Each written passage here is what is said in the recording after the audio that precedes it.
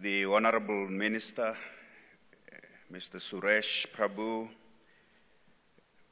Minister Davis, Minister Gordon, Minister Zulu, ministers from our sister countries in the SADC region, and the High Commissioners from these respective countries, to South Africa, the High Commissioner of India to South Africa, the representatives of the provincial and local spheres of government.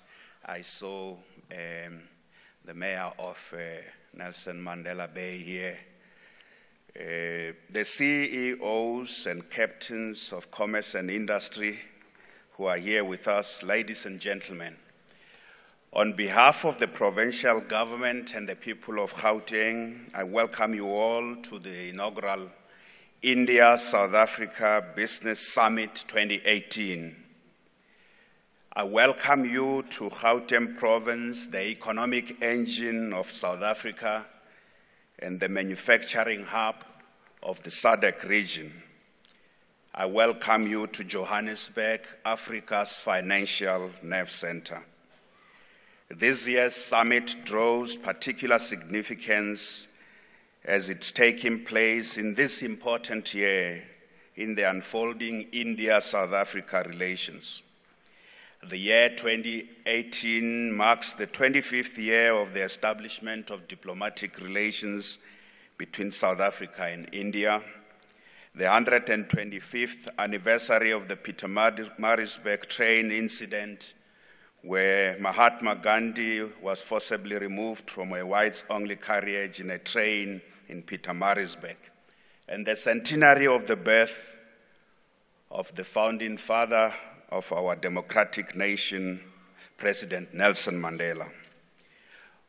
We in Gauteng are honored to host this important summit.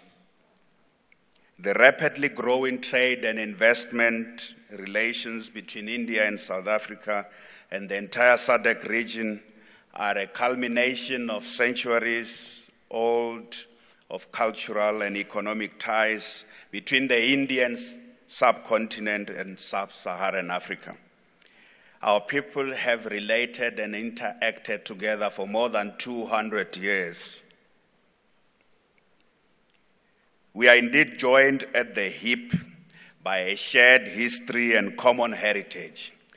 It is true that we now need to grow together and ensure shared prosperity, as the theme of this summit suggests. So, ladies and gentlemen, the bond of friendship and solidarity between the peoples of South Africa and of India is unbreakable.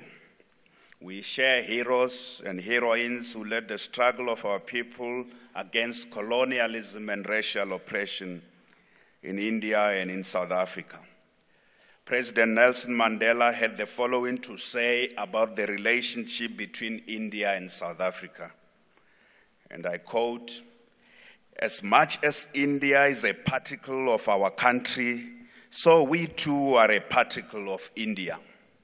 History has condemned us to seek each other out, to deal with each other as members of the same family," close quote. So South Africa, as we all know, is home to one of the largest Indian diaspora communities in the world. South Africans of Indian descent constitute an integral part of our democratic nation.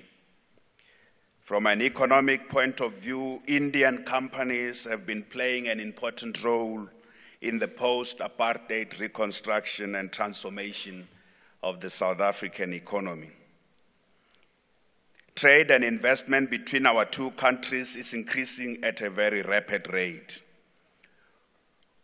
For the period 2010 to 2017, as some of you would hear a lot in the next few hours, South Africa's exports to India grew from $1.8 billion to $4.6 billion, while South Africa's imports from India also grew substantially from $1.7 billion in 2010 to $4.3 billion in 2017.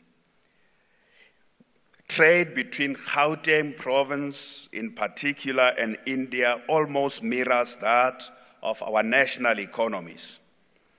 Also notable is that Gauteng maintains a favorable trade balance with India, as is the case with South Africa. Gauteng's exports to India rose from $1.4 billion in 2010 to $3.4 billion in 2017, whilst Gauteng's imports from India more than doubled from $1.1 billion in 2010 to $2.5 billion in 2017. Just over the past 4 years, Indian companies have brought more than 30 FDI projects into the Gauteng economy, and these projects are worth more than 345 million rands. Ladies and gentlemen, the issues that this summit is going to be discussing are indeed of great interest for us as we enter a new phase of struggle in our country. And that phase of struggle is going to focus on the socio-economic transformation of our country in order to build a more inclusive economy and shared prosperity. The agenda of this summit addresses, therefore, these issues that are close to our hearts. And what are they? Building ecosystems for startups, building industrial capacity for mineral and food processing, healthcare, women entrepreneurship, the automotive sector, and the fourth industrial revolution. As you may all know, all these are the key pillars of the Gauteng economy. And India and South Africa also have a shared enormous challenge with regard to poverty and inequality. But we also have a shared determination to overcome these challenges and build more equal societies and inclusive economies. Whatever difficulties we may be encountering as the two nations, we are not bound to give up. As Mahatma Gandhi would say, and I quote, "You must not lose faith in humanity. Humanity is an ocean.